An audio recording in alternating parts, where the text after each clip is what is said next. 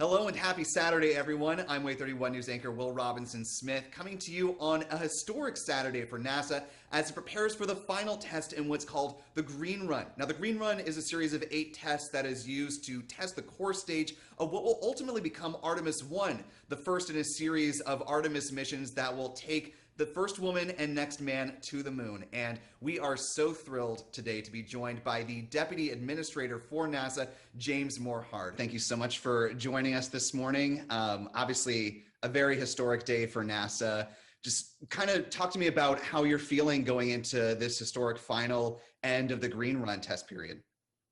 Gosh, well, this is a historic milestone for our efforts to get to deep space. And we're really testing the core stage today, which is what that means is we're going to light up all 4 engines on the Space Launch System. The Marshall Space Flight Center has been so just critical to making this happen today. So we're excited to see all of it unfold in front of us. I had the wonderful opportunity to travel down to Michoud while Core Stage 1 was still being assembled. I think only one of the RS-25 engines was attached when I was down there. Just talk to me about the process of getting from the MAF to Stennis and, what, in the Reader's Digest kind of version, what the Green Run test has really involved for those that are not as familiar. Once it was assembled at Michoud, which is our assembly facility, it was barged over to the Stennis Space Center, and it's been here for about a year. And we have what we call a Green Run test, which is really 8 tests. And we've gotten through 7 of those tests. The last one finished up last week, and we call that the wet dress, where we've loaded up all the fuel, made sure there weren't any leaks, and there weren't, which was great. All the computers worked. So we're feeling really confident today that we'll be able to do this. And today we light up the 4 engines, and it's going to be about 8 minutes if everything goes perfectly. But the reality is, when you look at it, the engineering data we need is going to be provided in the first 250 seconds. So we could call it a day if we get that far. And once that 8 minutes is completed, then obviously that data will be ported back to Marshall, sifted through. What are some of the things that are you going to be looking for in that data over the next several days following today's test? When we light up these engines, we're going to take them to 109% max thrust capacity. It's about 1.6 million pounds of thrust.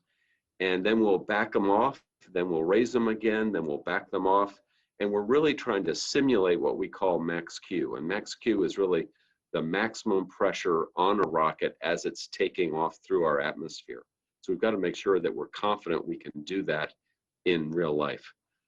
So that's going to be happening during the test.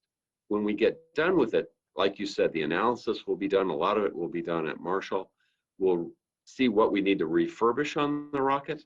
Then we'll pack it up, ship it by barge down to Kennedy Space Center, and then we'll start assembling the whole package, which would include the Space Launch System, the Orion capsule, the abort system, the ground system equipment, which is so important, and a number of other parts, the European Service Module. So all that needs to, some of it's stacked, the solid rocket boosters. So we'll be putting that all together in this next year as we run up to this November when we intend to launch this rocket. And so that was going to be my next question: is the November window still on track for the first launch of Artemis I? It sure is. It sure is. And if that all goes well, you'll be seeing the first crewed launch in 2023, which we're very excited about. This rocket will go to the moon, and the capsule will orbit around the moon and then come back. And then in 2023, we'll do the same thing, but with crew. As far as the timeline of this, obviously, the big elephant in everyone's room has been the coronavirus pandemic. And, I remember when I was talking to Robert Champion at Michoud, we were talking about a spring, summer timeframe for the Green Run test, and obviously, coronavirus shifted everything for everybody. So, how big of an impact has the pandemic been on getting everything done and assembled, and keeping the timeline that NASA was hoping to? Will, great question. And let me add to the pandemic. We've had at least 5 hurricanes or tropical storms come through Stennis Space Center. And so we've had to shut down, batten down the hatches 5 times during this process also. So I'm so proud of the Boeing folks and the NASA folks of how they've worked together to make sure this happens. But, we're still making that November 2021 date. So we're still on track and excited about it, because ultimately this is going to take the first woman and next man to the moon.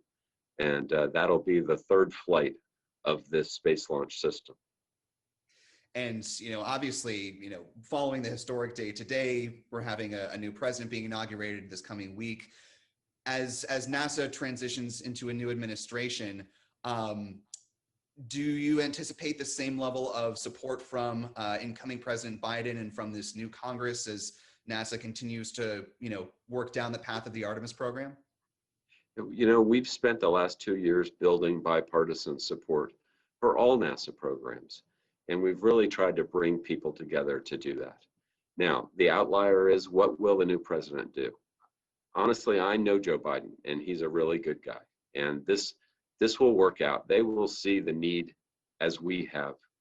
This is about, honestly, it's who leads in space will lead the world. And they'll come to the same conclusions we did, and I'm sure they will. And of course, one of the big space stories that happened here this past week was the announcement of Space Command coming to the Rocket City in the near future. Can you talk about how Space Command will work with NASA at Marshall, and what that partnership might look like as we move forward? Again, you look at the 1958 Act that created NASA, and it was really, the purpose was to help humanity, and we certainly focused on that in the last 2 years. But in reality, the Space Command is part of the Department of Defense, and we want to keep clear lines between those two.